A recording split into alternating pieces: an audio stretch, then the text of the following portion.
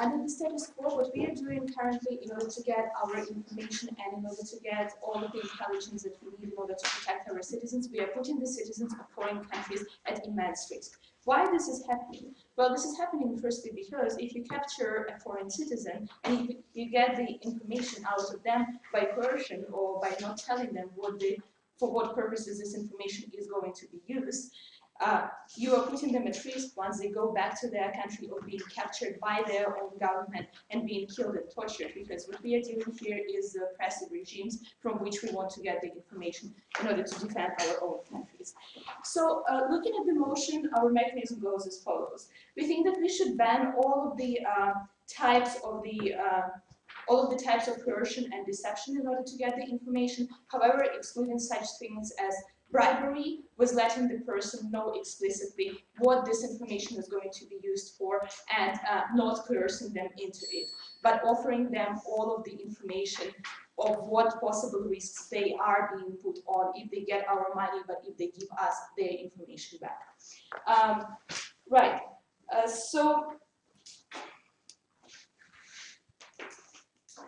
Okay, in these reasons, we are not going to be putting people at the risk of death without them knowing that such risk exists and taking the rational choices by themselves. So now going on to our own arguments. Today we are going to answer, yes. Are you okay with like coercion or getting information inside the United States or inside the Western democracies? We are not okay with doing it on foreign citizens. The rest is not the part of the motion. Right. Now moving on to our own arguments. First, I'm going to address why we as a government cannot be complicit in such things as the attack on the foreign citizens and their lives. Secondly, why we cannot put people at risk without them knowing about it. And then a little bit of why this information is not going to be viable and is not going to be as helpful as we want it to be. So the first argument is why we as a government cannot be complicit in these things. Well, firstly, our intention as a government is to protect our citizens and to make less evil in the world and to prevent all of the types of terroristic attacks and prevent all of the mass murders and other things to happen. With this, we think that in mind, if we want to prevent the terroristic attacks and people's deaths, we cannot put other people into death. Why this is the case? Well, firstly, because we cannot put the person at risk without them knowing what they are going for. Why? Well, because we as a government of the Western country, for instance, the United States, if we capture, for instance, the Iranian citizen, and if we try to coerce him into giving the information, we know that once he goes back to Iran, what is going to happen is that his government, if they find out that he was the one who was giving us this information, they're going to simply capture him, torture him, and in a lot of cases, this is going to result in the lethal effect and in the death penalty, which is done in a very horrible way in this kind of regimes. So this goes by the following logic, because if you as a person walk on the street and if you do not prevent the murder from happening, this is not the same as you being complicit in this murder. We think that the following logic applies also to our government, because one thing for us is not to prevent a murder from happening. The other thing is for us as a government to be guilty in the murder to happen, which is going to occur if the governments of the foreign countries get to know that this is the case and that their citizens have been given, or their officials have been giving out the information to our Western countries, such as the United States, for instance. So we think that having the blood on our hands as a government is not really a good thing. Why? Firstly, because it discredits our aim of stopping the attacks and stopping the murders to happen. And we think that this is the same for all of the people across the world, because if we as the United States want to prevent people from dying, we want the same to happen all over the world. And this is why, ideally, we are involved in the conflicts around the world to make the world a better place to live in. Secondly, if this information leaks to the media, which is another problematic thing because all of this secret information is not usually available to the mass public, and there is no way of pressure and media control to actually clarify this information to the citizens. If this by any point of chance leaks to the media, which has been happening in the past, for instance, in the United States, think about the reaction that our citizens are going to have on it. Think about the single mom who is sitting at home and knows that the Iranian woman has been tortured by the Iranian government and that she has been subjected to death penalty because the American government has coerced her to give the information in order to get some secret intel to prevent the attacks from happening. We think that this is going to be really problematic because this decreases the trust of our citizens in our own government. So now moving on to our second point. We think that there are a lot of different other ways in which you can get this information. For instance, the bribery. Why this is so completely different from something like coercion or deception? Because we believe that people, at least to some extent, are a little bit of rational human beings. And if you actually let them know that yes, this is the kind of risk you're putting yourself into. If you're as Iranian woman, for instance, who is giving the information to the United States, we will let you know that you might die. However, we will offer you a great reward for this. And this is going to be up to you, whether to take this money and to undertake this risk and to give us this information, or not to do it and to actually go along with your life. We think that this is going to be a completely different way. Why? Because if you get to know all of the perfect information, which we believe is going to be the case if we as a government undertake this measure, what is going to happen is that the citizens of the foreign countries will know all of the risks that they will be subjected to. So hence, as a person, as an Iranian woman, you can weigh up the options of using this money for your family, or rather as an Iranian man, you can weigh up the options of using this money for your family to make them better, or but knowing the risk that you are undertaking. We think that it is in principle completely wrong to actually not let these people know that they will be killed by their own government if this information leaks out. We think that this is especially wrong if we deceive the people of saying them, for instance, oh yeah, we are like a journalist, or we are just the official, and this information is just going to be used for newspaper and not for some secret intel or whatever it is, which is currently the case. But it's even wrong if you coerce the citizens into doing it, because we believe that people are likely to say whatever they want under the coercive measures, because if you pressure them and the only thing they want to do is to save their lives, what they're going to do is they want to tell you what you actually intend them to hear. For all of these reasons, I'm very proud to propose. Thank you very much. It's about clear. You hear it? Yeah, absolutely. Thank you very much. For that speech, and I'd like to call upon the leader box over the cases and the arbitration.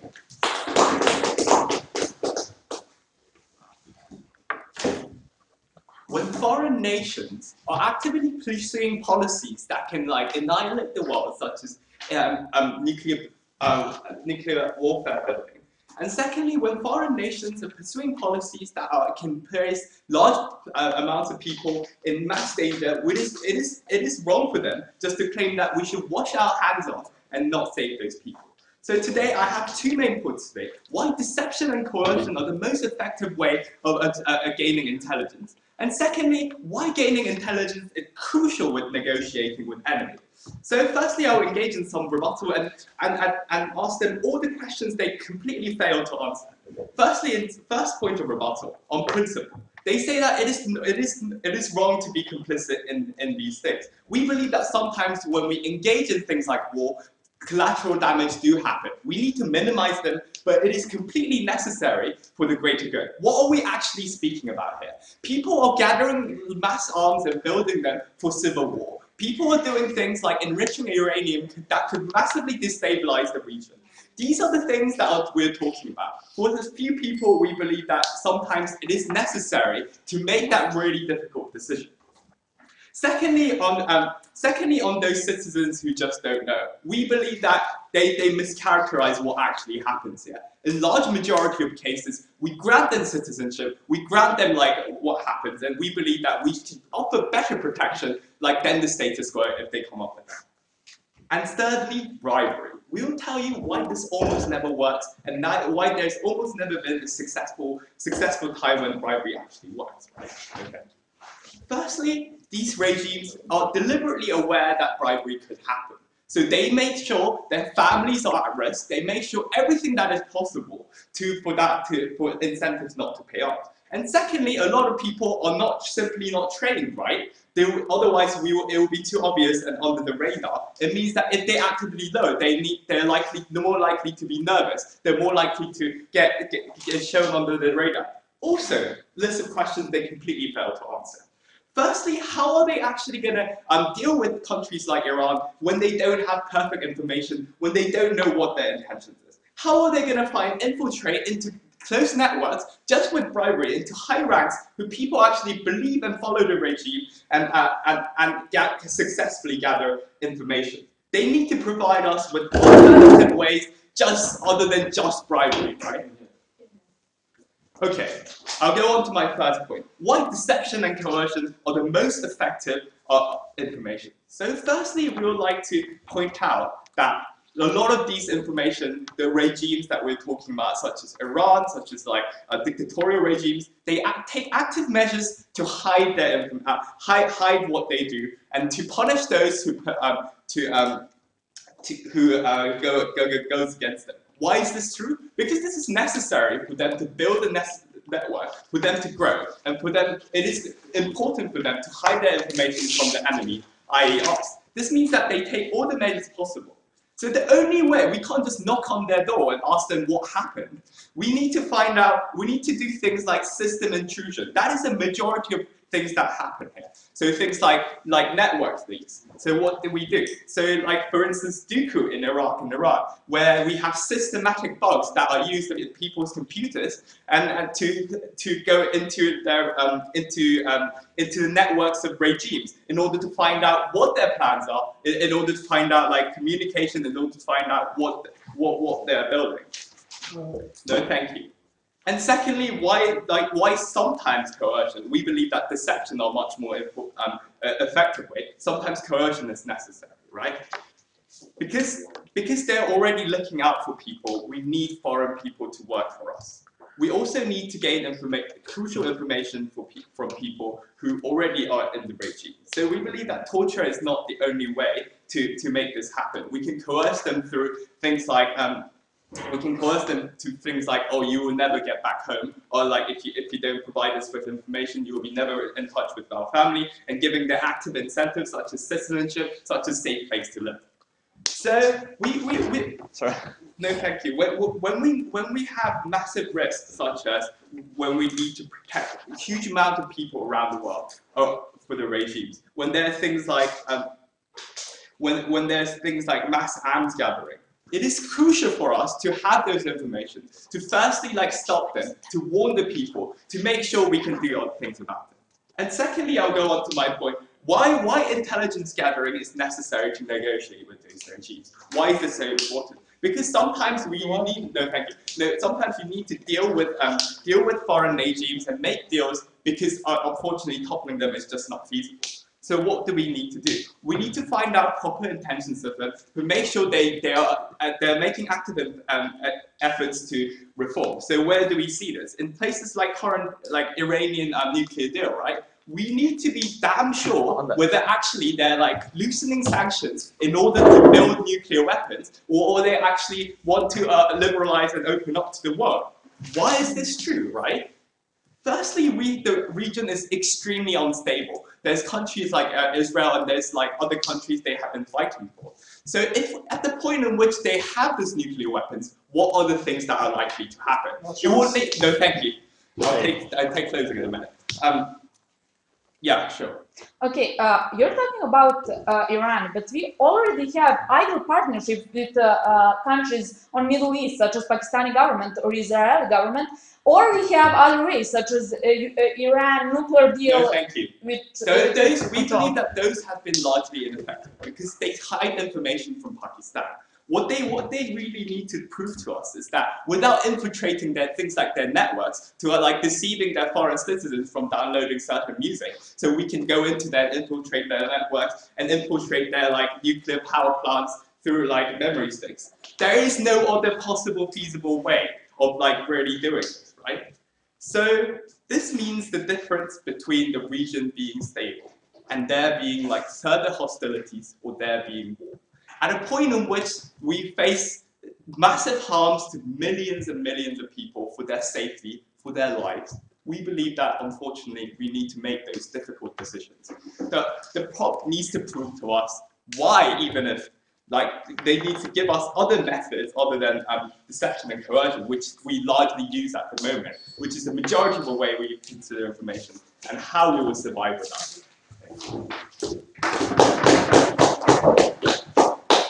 Thank you very much. So let's speak to the call for the DPF. Here.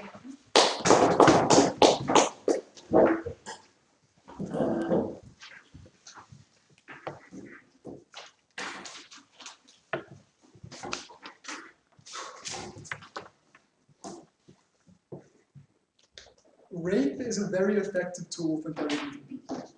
It's a very effective way to extract information from people. We don't do it now. Why don't we do it?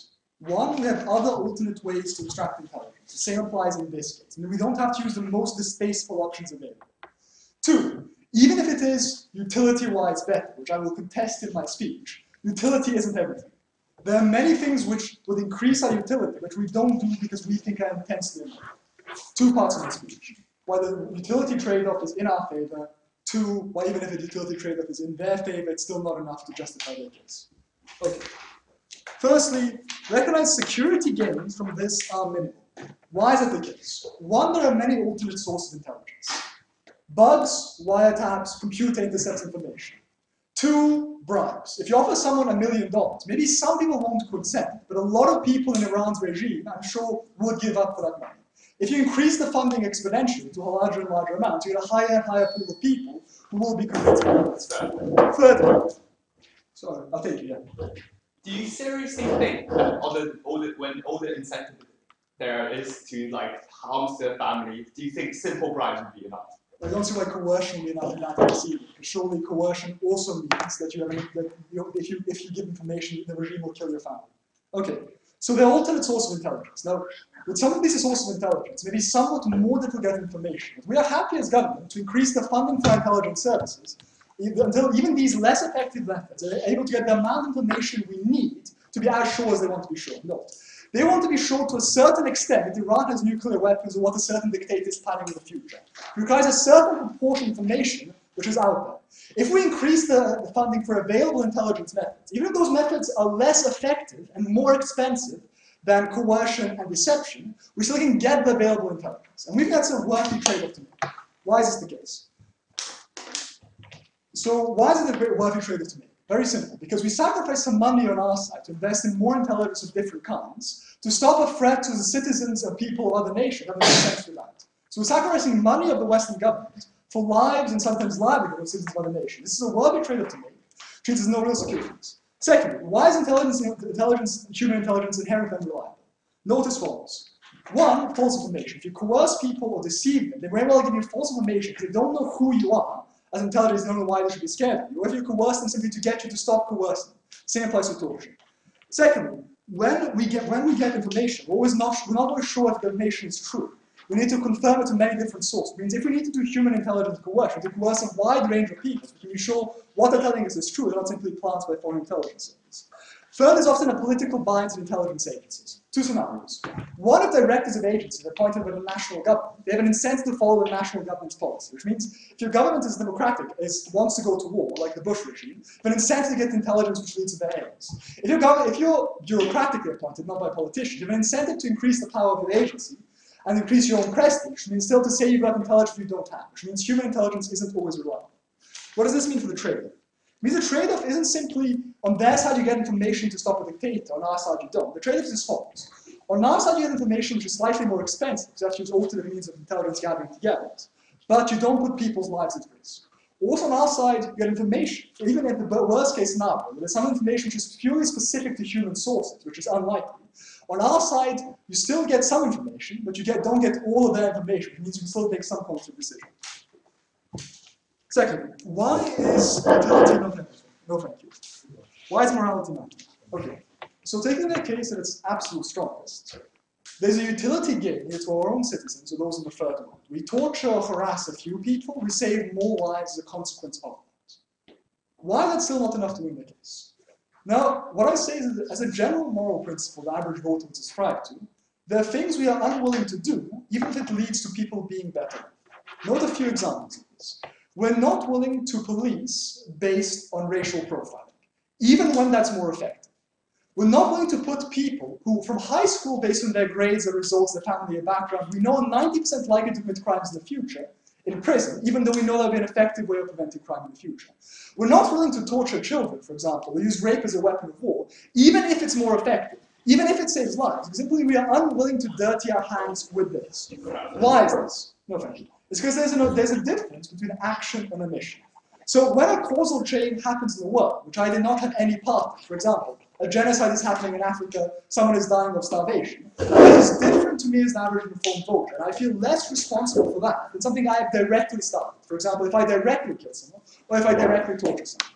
This is when it comes to a moral trade-off. No, thank you. The trade-off is as follows.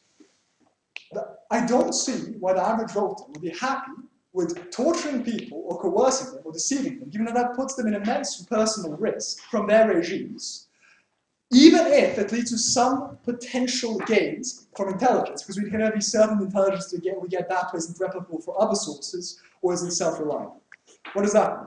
It means that from a reasonably rational perspective, it would be presumably acceptable for the average person to say, look, I'm not willing for my government to do these horrific things, just like I'm not willing for my government to torture people or rape people, even though if it's effective. Because I don't want to be tarred with that. I don't want to be the kind of person who supports that behavior, even if it leads to better consequences in the end. Before I go on to quotes. We obviously agree that there are sometimes red lines. You're going to show me why is forcing or coercing not US citizens or not Western citizens is a red line. Okay, so secondly, why we can't control intelligence agency accuracy, and why if we allow some degree of coercion and deception, there'll be a far higher degree will be happened. We can't impose a line saying you only coerce or deceive people who are guilty or war criminals in this area. Why is it the case? It's because control of agents and case officers, intelligence agents, is incredibly difficult. How do intelligence agents operate? You have a case officer who is in a country, let's say Iran. That case officer is responsible for recruiting assets. He doesn't tell his bosses or the intelligence agency who those assets are, what their names are, what they're doing. Because that would make it very easy for any other moles in the agency to reveal who our assets are to the regime in other country, or for leaks to occur. Which means information is necessarily compartmentalized. What does that mean? It's very difficult to control who exactly is being bribed or coerced in what exact way. What does that mean? It means that when you combine it with incentives case officers have, produce the best information as quickly as possible, get as many sources as fast as they possibly can, there's an incentive for them to coerce people who aren't guilty of crimes, to coerce people as far as possible and as much as possible, which means the degree of coercion or deception which will occur, the extent to which will put people's lives in risk, is far larger, is very large, because we can't control, because there are perverse incentives to case officers with lives at risk. Thank you. Thank you very much. The speech is then called upon the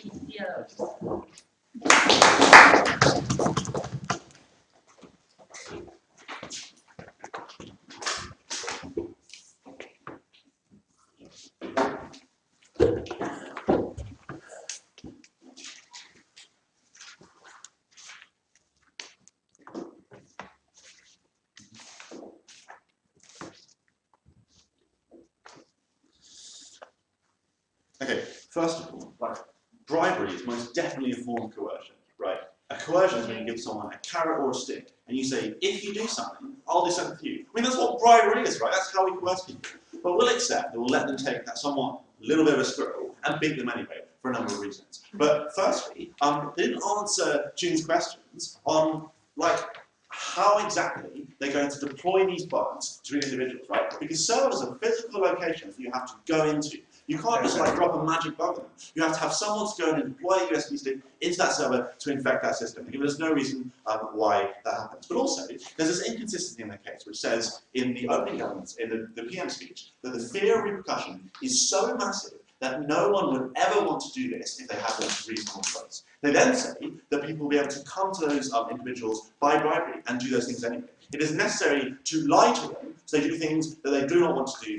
Secondly, we don't have to defend sending them back to Iran after we capture them. That's not what we do. We offer them citizen status. We don't send them to be tortured. So what I'm going to do today is firstly tell you why, unfortunately, deception coercions are the only and best methods of gaining intelligence, and secondly, why their principle is inconsistent, but also, even if it works, we think it's fine to take it up on this side. So firstly, on deception and coercion.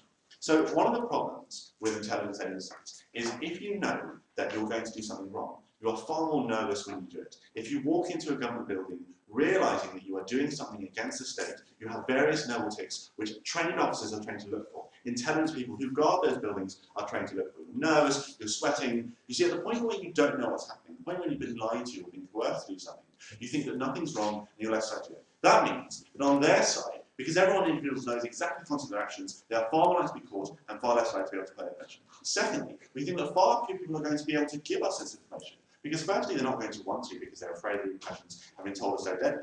But secondly, they won't be able to be offered any other incentives or coercive tactics we currently do at the moment. So we think that often one of the ways we coerce people is, if you do this for you, we will fly you to America and we will protect your family, we will remove your family protection. Often we have exfiltration teams to the particular individuals. But there's another reason. So firstly, often these places that we go to are defended by individuals who are looking for spies. I mean, there's a few reasons. Firstly, if you are a foreign agent, you look foreign. That means you need to have someone who is of the nationality, speaks the language, and understands that particular culture.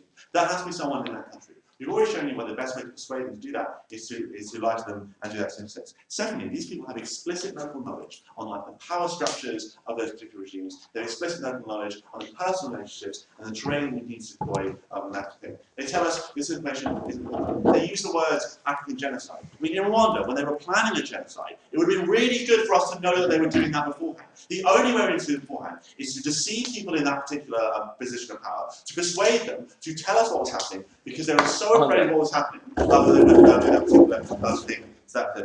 They accept that gathering information is necessary. Juno was the one who showed you why it is so necessary. They just conceded that's the thing. They tell us they can do it in other ways, firstly by literally coercing people, but more importantly, the methods they gave were weak. They said, bugs, you need to deploy those, you need wiretaps, you need to persuade people to put those on phone lines, engineers put those on particular things. They talked about server access and network intrusion. You need to have people to actively deploy things in that thing. When Stuxnet wanted to run, we had to have someone who can put that USB key in that computer that allows us to check what the centrifuge is doing and what's happening in those particular informations. There is no analysis on their side as a passive information game. So we don't think that particular works on that side. They then give us the principle and saying that we're not okay because we prioritise utility over morality. So firstly, we think that a state's foremost duty is to its citizens. And the point where I protect those individuals, we're quite okay with putting someone possibly at risk to defend many people on a state. A state has duty to citizens because firstly, those individuals that voted to support the state, the government has individuals that accept. Also, when they tell us they can't control what the CIA does, that's basically a wash. If they can't control, if we can't control the CIA doing particular coercive measures, they can't control the CIA not doing them. There's a wash on either side,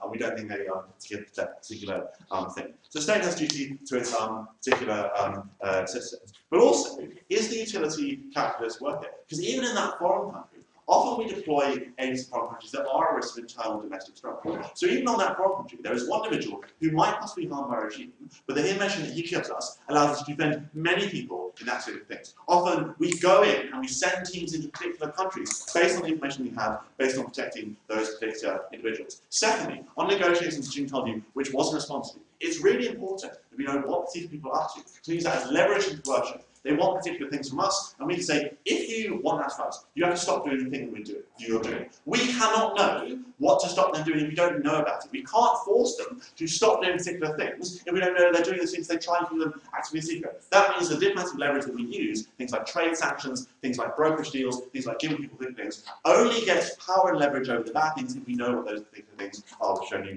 doesn't happen on that particular thing. But also, under their principle, it would be unacceptable for us to accept someone coming to us information, because their principle relies on the fact that it's bad to take an immense risk on yourself for some possible utility. If they contend that people are allowed to make this choice in somewhat good circumstances, but presumably you can't know what might happen, because you can't possibly know these circumstances of your death, you can't possibly comprehend what it's like to be hanged or stoned. Either way, you know how they perfect form of consent. Their principle says that those people should never come to us and offer up information, so we may get no information on their side. So we assume the principle must be about whether or not they are coerced to what particular extent. I know that doesn't make particular sense, but it's important to know that the principle relies on the very function that the immense risk is the only thing they should care about. Secondly, we don't have to defend rape and torture. We're not going to do that to people. Right? We don't do that anymore because it's cool. The reason we don't do that is because the personal harm that does is more deadly. But also, there are practical reasons we don't do that. The reason we don't deploy rape and torture is often creates radicalization. The reason we don't deploy torture is often creates radicalization. It is not purely humanity we don't do these things. It's often a practical and utilitarian reason we don't do things. And in fact, all the arguments to not do those things are an intelligent calculus. So we're quite dependent on that calculus and show us that on the same calculus, less methods that cause like actual bodily harm to people don't happen and cause information gathering. So because the only method they give you of persuading people is literally coercion, because they haven't shown us why information gathering techniques are important, and because the only way to persuade regimes to not do things that harm both our citizens and those citizens is to deceive people, because otherwise they will be caught in the act and otherwise we'll get information, I'm happy to oppose. Thank you very much for that fine speech. I'd like to call upon the member of the government.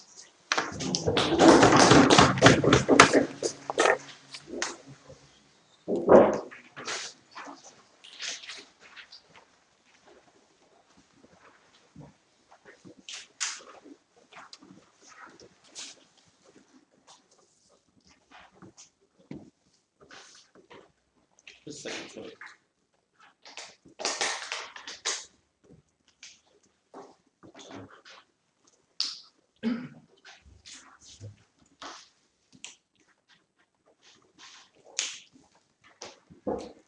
Your panel, we heard lots of assumptions on the opening half of the debate. I'm going to clarify lots of things. Firstly, I'm going to explain why state has only coercive power over their citizens and not over foreign. Secondly, why this leads necessarily to disproportional force, which is both immoral and ineffective. I'm going to explain it much more. And thirdly, why this long-termly harms the soft power of Western countries. 2 points for rebuttal that don't fit into my analysis. Firstly, opening opposition said that the state has a duty to protect its citizens. Now, firstly, this is a clear assumption. They never explained why this is primarily the focus of the state. Secondly, the way of self-defense means that you need to use the minimal force to defend yourself. They never show you why coercive power is minimal force they can use. Even though the opening government gives you some mechanism, we give you much more. We believe that we can have a cooperation with people who are on the ground. We believe that people, if we give them money, it's not coercive, it's really, you have a consent, so pretty much we don't have coercion right there. We believe it's not bribery, it's simply we have cooperation with those people that we don't have coercive power. Second thing is that then you have this mischaracterization of how we're going to know if Iran is making the nuclear bomb. There are many reasons. Firstly, the fact that the same physicist went to North Korea, then to Gaddafi, then to Iran means that probably there's something going there. Secondly, because you can see how much of uranium they're actually buying and which uranium they're buying, either the one for the bombs or the one for the energy. No, thank you. Thirdly, because you have satellites, you can see how much centrifuges they're bringing. It's not anything coercive about that. Usually, most of those things you cannot anytime actually hide. And usually you can have cooperation with, firstly, with other countries, with countries that are allies in your region, like Pakistan, for example, and certainly, secondly, with allies inside your country. We believe that those people are much more reliable if they know that they're not going to be coerced, if you can have good cooperation with that. We believe that cooperation is going to be less and less effective. Now to proceed to my extension. Firstly, we believe that a state has coercive power only over their citizens. Why is that? Why we at all give the coercive power of the state at your panel? Because we believe that the citizens give up some of their rights because they want to be protected. But those citizens have something in return. We believe that the foreign citizen doesn't have any benefit from the Western country. So it's completely immoral to state to have coercive power over those citizens. We believe it's highly problematic. We believe the state doesn't have a duty to do that. Secondly, why this necessarily leads to disproportional use of force and why it is bad.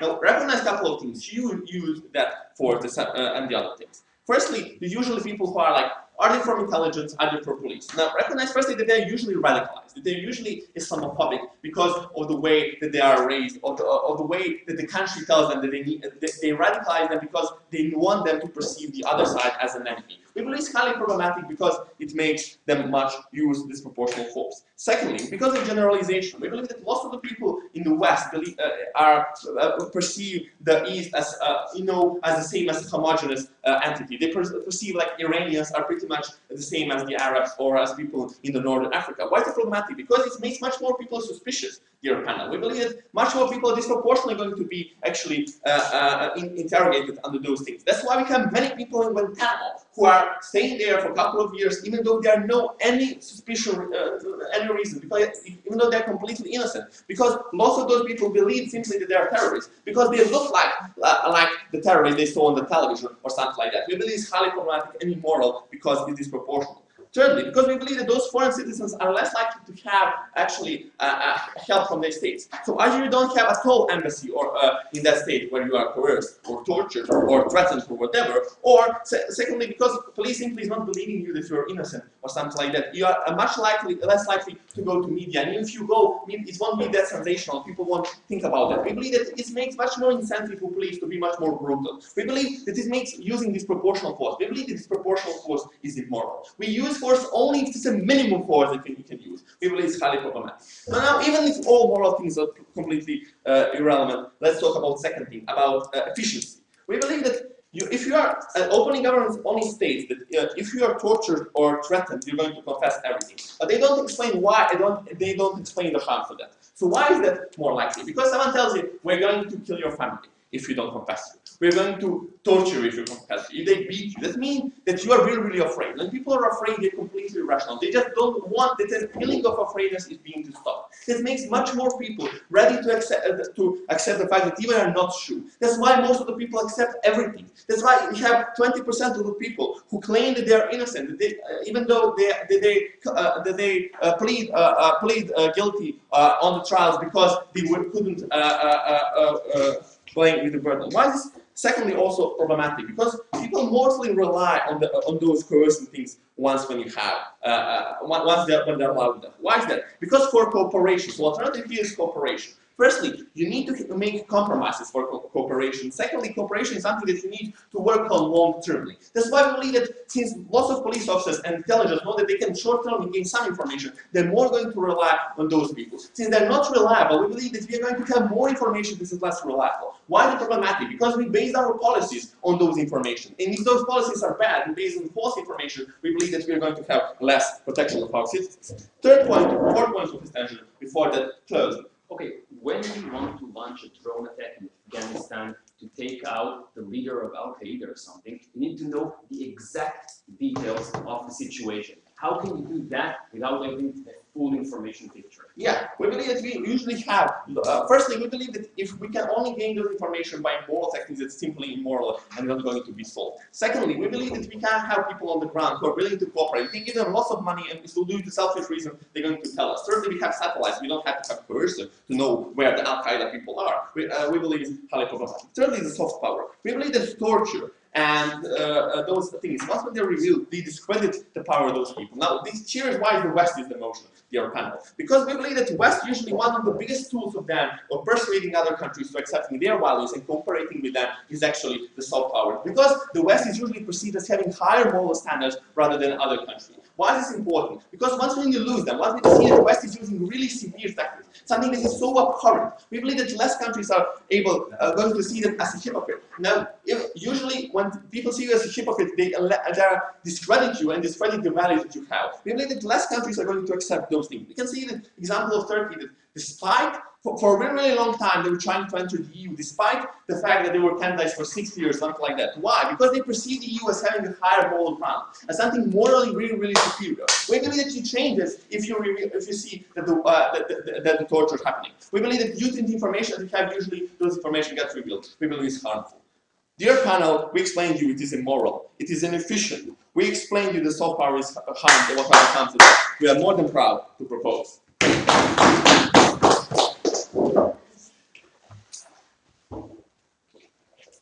Thank you very much. Can I would like to call upon the member of the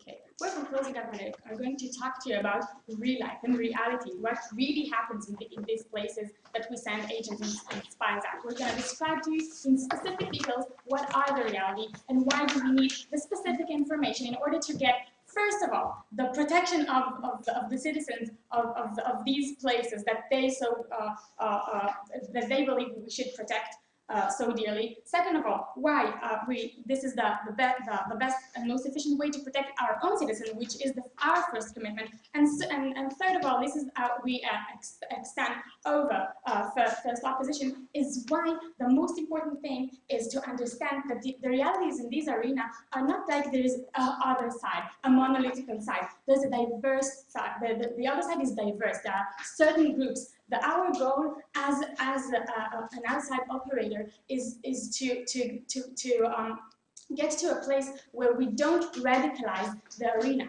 where we fight over groups to get to our side and not the other way. Because the reality in these arenas are there are a lot of groups, and some of them are radical, some of them even are pro-West, and some of them are in the middle. We're fighting for this middle ground to be in our side and not move to the other side, because we unintentionally hurt some of their leaders or some of their people because we didn't have specific enough detail to not cause a collateral damage. But first of all,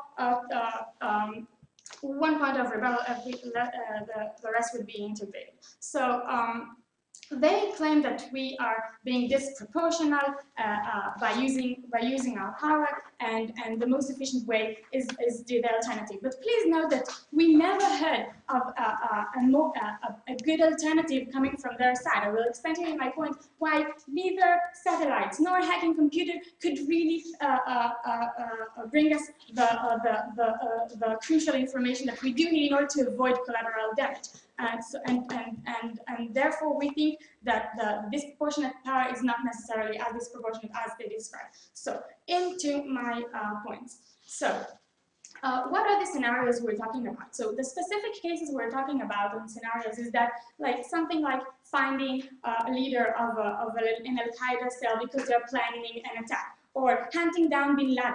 These kinds of operations, we need to have the most specific information in terms of, we need to know specific timing, we need to know specific location, we need to know the personnel involved in these cases exactly. We need to know about unexpected changes in schedule that are planned, and this information could never be achieved in satellites. Satellites give us a very partial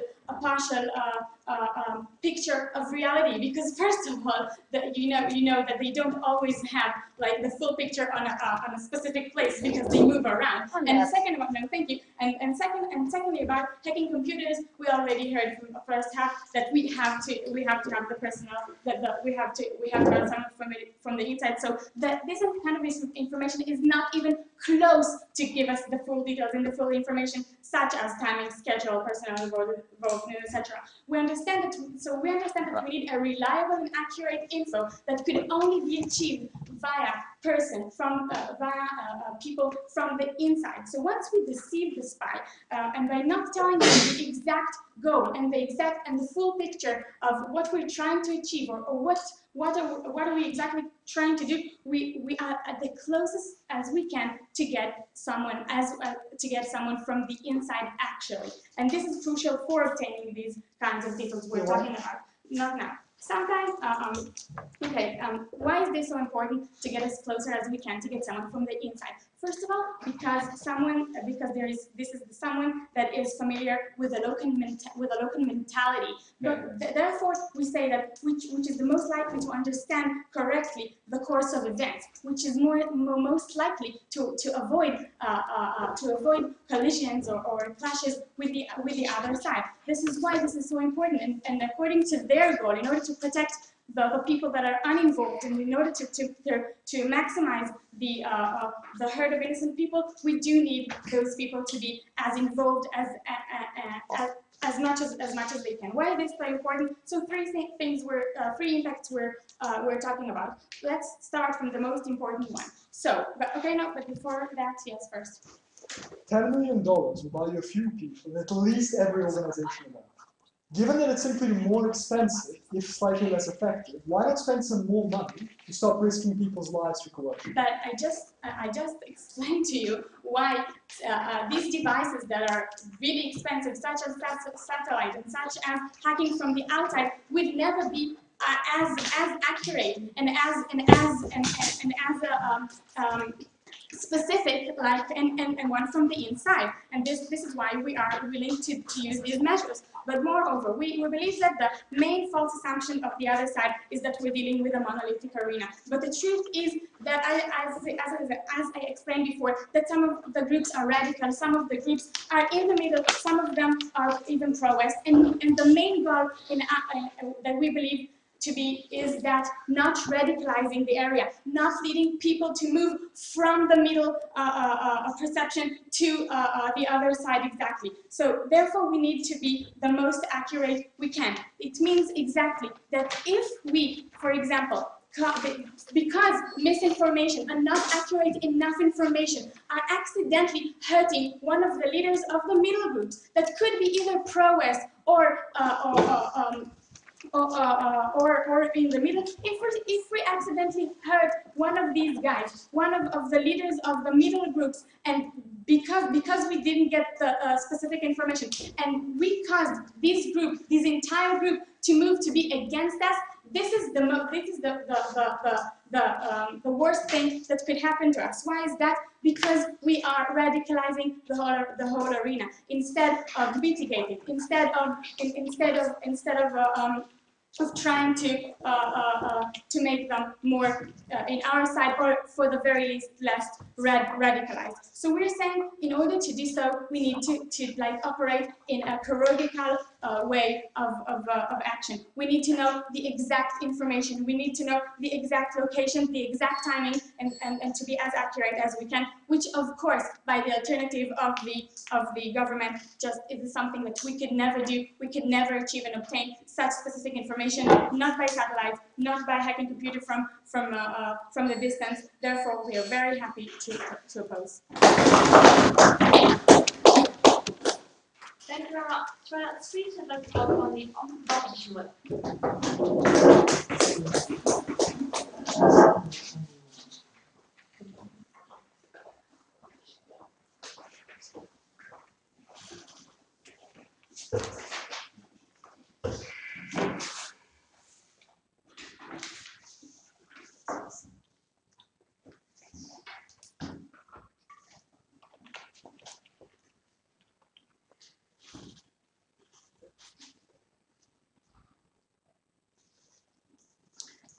Honorable Chair, thank you for the floor.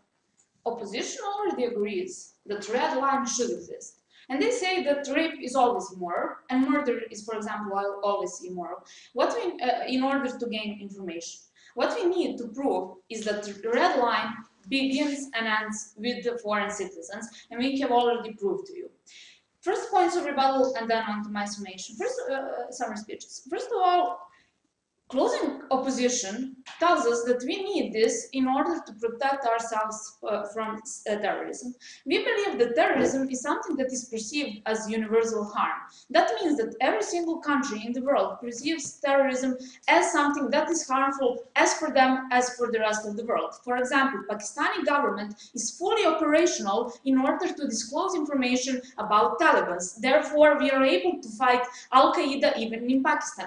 Afghanistan government is also fully operational in order to disclose this kind of information. So we believe that they also have interest to disclose in order to fight it efficiently. But moreover than that, the alternative is things such as Guantanamo. We need to know that there is no one single information that was true, that came from the torture, and many people were tortured, many people still are, and still we get unreliable information because people fear, because people just want to be let go. That means that this diminishes our strategy to fight terrorism, because providing us with unreliable information. Second of all, and moreover than that, diminish soft power. That means, and that is the second point of rebuttal, that radicalization actually goes on our side.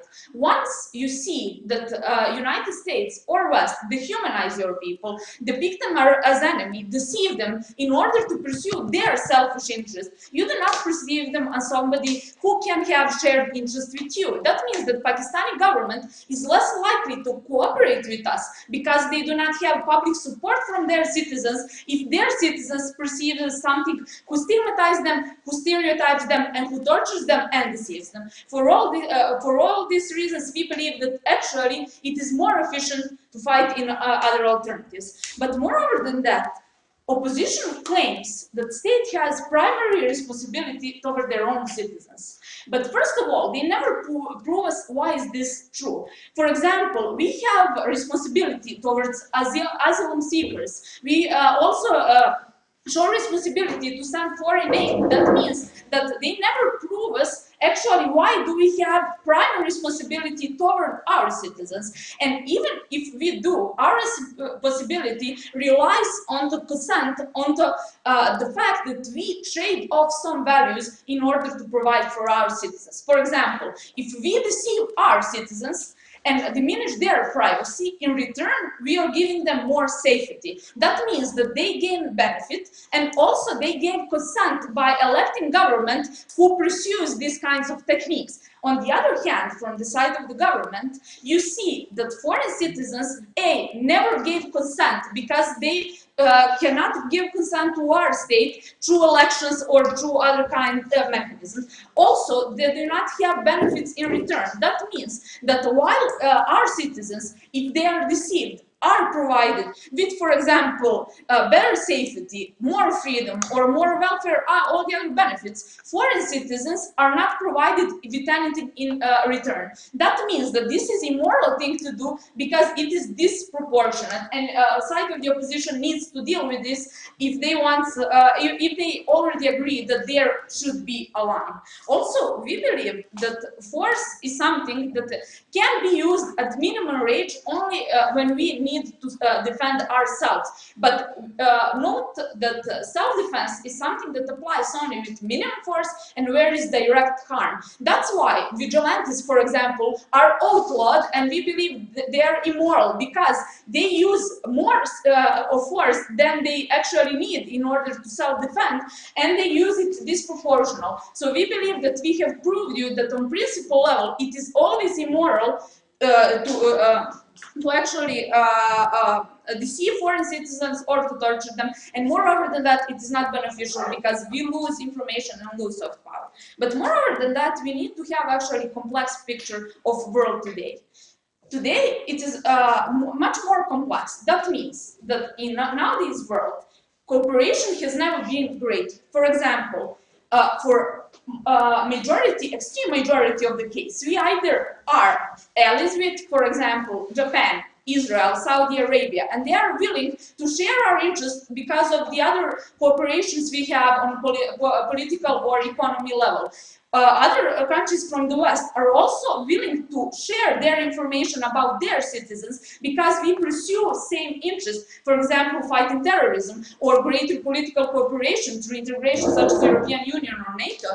Or we can induce international pressures on those countries that are not as willing to share. For example, you can induce international pressure on Pakistan by sanctions and all the other things. But for the most extreme cases, for example, dictatorships, you cannot gain enough information anyway because they are really close society, for example, North Korea, and B, it is much easier and much more moral actually to find another way, in a second closing, to find another way, for example, to support opposition such as did in Serbia with Otpor. Okay, so you're finding certain information from states like Israel, but they use the exact same measures. But Israel gives consent. We maybe have right to pursue and to decept our citizens. We do not have right to do it for foreign. Israel can deceive and gather information from their citizens. And if Israel as a state is willing to share, it is a moral thing to do. And in most cases, they will share because of the cooperation, because we pursue same interests and have universal threats such as terrorism. And for all the other threats, for example, for war, as we explained, you have satellites, you have international communities, you have another indicates. For nuclear weapon, for example, we resolved one single threat with the Iran deal, and we also have mechanism to control them by giving them inspections, etc. That means that no direct threat can, there is no direct threat that we can actually tackle, and for all the other reasons, it is simply immoral to use more and disproportional force than it is needed. For all of these reasons, because we proved that this is only going to diminish our soft power and to restrain our interests, we believe that we won this debate. Thank you. Thank you very much for that speech, and to give the last speech in space, let's take the floor from officers.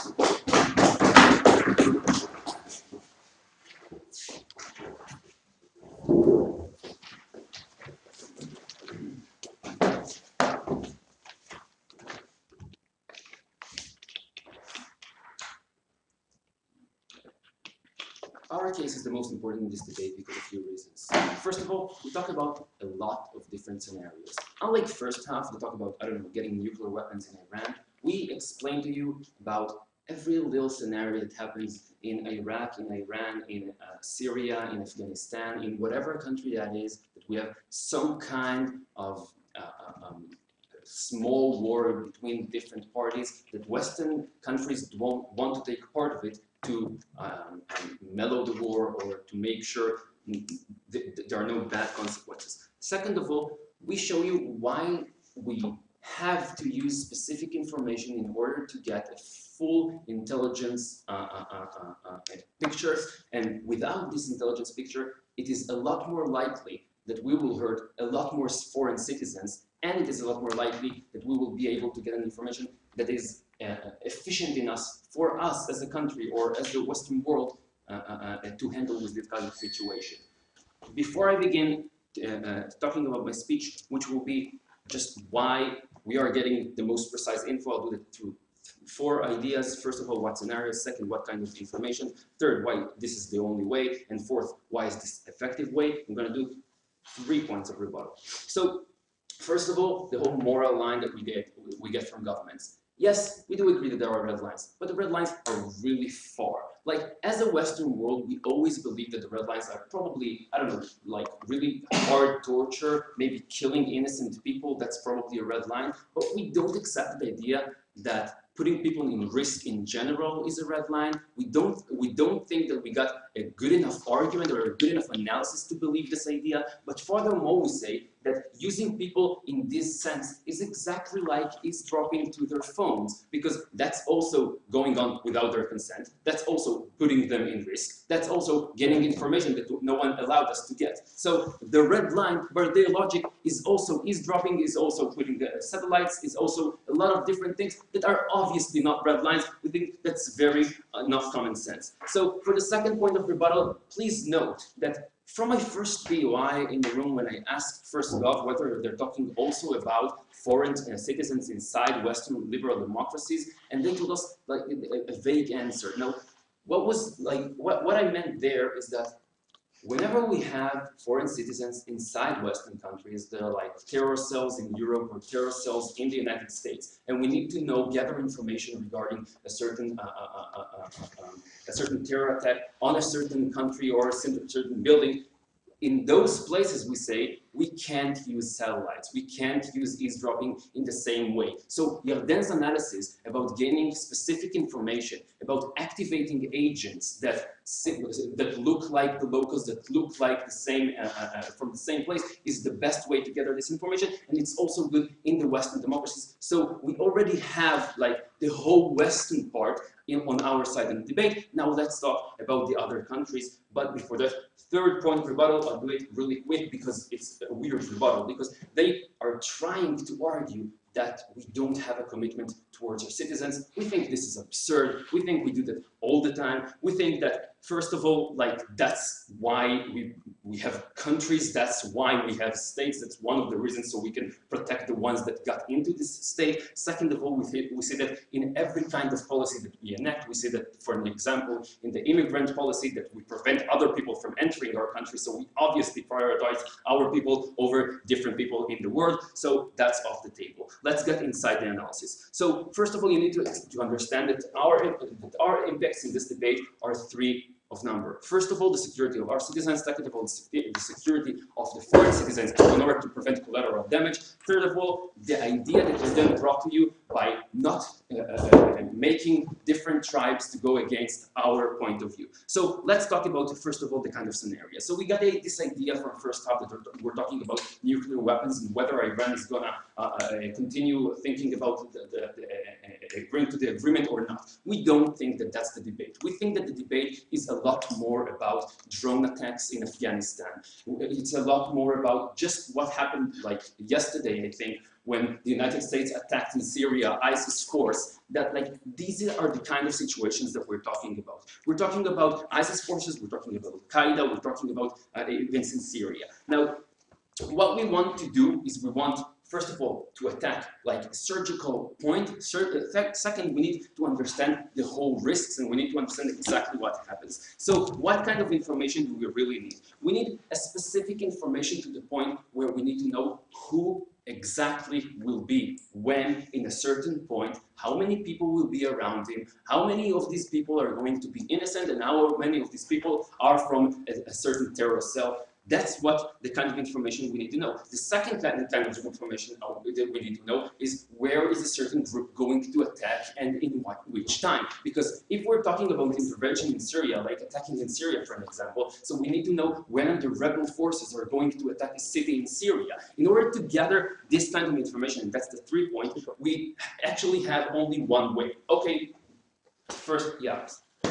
But why then we didn't have any positive information against animal? Even though for 10 years we are torturing people, we only get false information or no information. I'm not talking about torture in its like most full extent. That's not what we're trying to defend. We are trying to defend coercion and activating agents, and that's a really important part, and that's why that's the only info, because they tell us that you can bribe and you can eavesdrop and you can use satellites. But the thing is that with all those things, you can't really create a full picture. But I'll get to the analysis of activation and activating agents because that's really important. So how does it really work? It works when we take a United States citizen, for an example, that can look like an Arab person. Okay, we teach him Arabic, we teach him how they think, we teach them their religion, we teach him everything that has to do with this certain place. Then he goes to this place and he is activating different agents. What does that mean? He gets to Syria and he gets to know other people inside Syria by this, like telling them he's part of their organization. That's the deceiving part. Now, this deceiving part is really important because it means that this person doesn't even know that he's working for the United States. That means that all the risk that the governments are talking about is not happening because he doesn't understand that he's helping the US citizens. Second of all, from this exactly, we can get a full informational and full intelligence picture. Only by this we can prevent collateral damage for another foreign citizens. We can collect better information, and therefore we're very proud to oppose.